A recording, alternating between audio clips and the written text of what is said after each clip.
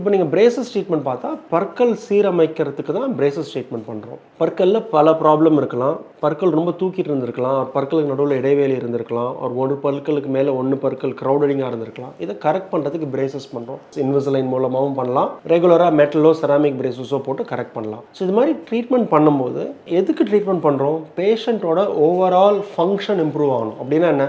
பற்கள் ரொம்ப க்ரௌடடிங்காக இருக்குது அப்படின்னா பேஷண்ட்டால் ஒழுங்காக பற்களை ப்ரஷ் பண்ணி க்ளீன் பண்ணுறது கஷ்டம். ப்ரஷ் பண்ணி க்ளீன் பண்ணலாம் சொத்தை வரும், ஈரில் ப்ராப்ளம் வரும், ஃப்யூச்சரில் பல்லு இழக்க நேரிடும். ஸோ இதுக்காக பிரேசஸ் ட்ரீட்மெண்ட் பண்ணி பல்லோட அலைன்மெண்ட்டை கரெக்ட் பண்ணணும். ஃபங்க்ஷனல் இம்ப்ரூவ்மெண்ட், க்ளீனிங்கும் இம்ப்ரூவ் ஆகும், ஃபங்க்ஷனலும் இம்ப்ரூவ் ஆகும். சில பேருக்கு மேல் பல்லு கீழ் பல்லு சரியாக செய்கிறதுனால பைட் ப்ராப்ளம் இருக்கும். அந்த பைட் ப்ராப்ளமை கரெக்ட் பண்ணுறதுக்கும் பிரேசஸ் போட்டு சரி பண்ணலாம். முக்கியமாக அப்பியரன்ஸ், ஸ்மைல், சிரிச்சா சரியில்லை டாக்டர், பல்லு ரொம்ப தூக்கிட்டு இருக்குது, எனக்கு அவர் பல்லுக்கு நடுவில் கேப் இருக்குது, எனக்கு சிரிக்கவே கஷ்டமாக இருக்குது. ஸோ பேஷண்ட்டோட அப்பியரன்ஸ் இம்ப்ரூவ் பண்ணுறதுக்கு பிரேசஸ் ட்ரீட்மெண்ட் பண்ணுறோம். ஸோ இதெல்லாம் பண்ணும்போது இப்போ பேஷண்ட்டோட அப்பியரன்ஸ் இம்ப்ரூவ் பண்ணுறதுக்கு பிரேசஸ் ட்ரீட்மெண்ட் பண்ணும்போது முக அமைப்பு மாறுமா அப்படின்னா நேச்சுரலாக முக அமைப்பு பெட்டர் ஆகும். ஸோ பெட்டர் ஆகிறதுக்குனால தான் நம்ம பிரேசஸ் ட்ரீட்மெண்ட் பண்ணுறோம். பட் ஃபேஸே சேஞ்ச் ஆயிருமானா ஃபேஸே சேஞ்ச் ஆகும். குறிப்பாக ஒரு உதாரணத்துக்கு சொல்லணும்னா சில பேருக்கு மேல் உதடு சின்னதாக இருக்கும், பெருசாக இருக்காது.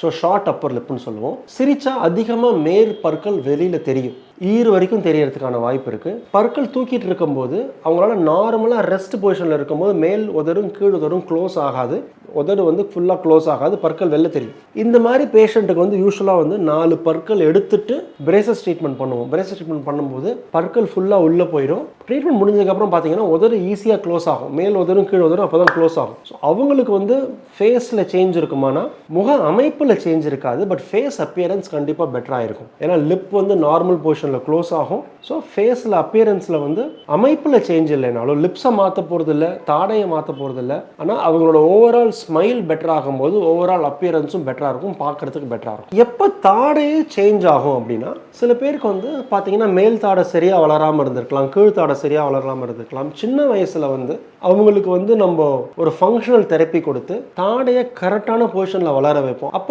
ஃபேஸ் அப்பியரன்ஸ் பெட்டர் ஆகும். ஏன் பெட்டர் ஆகும்? ஸோ மேல் தாடை கீழ் தாடை ப்ரொபோர்ஷனேட்டாக நம்ம ஸ்கல்லோட கம்பேர் பண்ண இருந்தால் தான் பார்க்குறதுக்கு நல்லாயிருக்கும். ஸோ இந்த மாதிரி ஃபங்க்ஷனல் தெரப்பி கொடுக்கும்போது பெட்டர் ஆகும். ஆர் தாடை சீரமைப்பு சர்ஜரி அப்படின்னா என்ன? 18-21 வயசுக்கு அப்புறம் எலும்பு ஒழுங்காக சீராக இல்லை அப்படின்னா அந்த முக சீரமைப்பு சர்ஜரி, தாடை சீரமைப்பு சர்ஜரி பண்ணும்போது அப்போ ஃபேஸ் அப்பியரன்ஸ் சேஞ்ச் ஆகும். ஏன்னா நம்ம எலும்பு பொசிஷனே மாற்றுறோம். டென்டலாக பண்ணும்போது எலும்பு பொசிஷன் மாறாது, டென்டல் காம்பன்சேட் தான் ஆகும், பெருசாக ஃபேஸில் சேஞ்ச் இருக்காது.